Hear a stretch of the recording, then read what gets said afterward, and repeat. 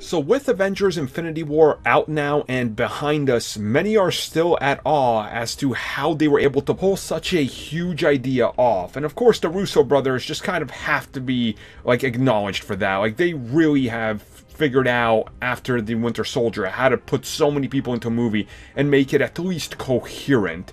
And of course going into Avengers 4, things are only going to be as hard. But recently during an interview, the Russo brothers were specifically asked in regards to Avengers Infinity War and the fourth Avengers film, and what they thought was going to be hardest to shoot and what they thought was harder.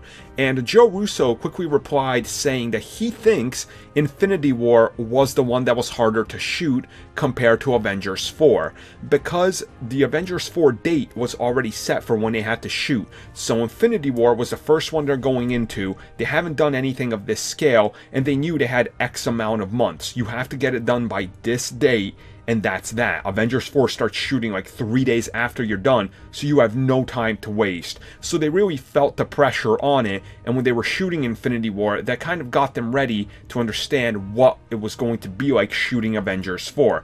Now, of course, they don't necessarily talk about anything that's a direct connection to Avengers 4, why that might have been harder or easier or anything at certain times, but they're talking about the flow, and they say that, you know, this was really the idea going into Infinity War to take care of the elements that they started with their storytelling in the Winter Soldier. So Infinity War trying to bring all that plus Civil War elements and everything else that built up to it up until this point, there was a lot more work that went into it, and Avengers 4, it's a sequel to their own movie, so they kind of understood it at a better level and they had an easier time getting to that part. Honestly, this makes a lot of sense to me. I think it probably makes a lot of sense to most people. I mean, just think about it.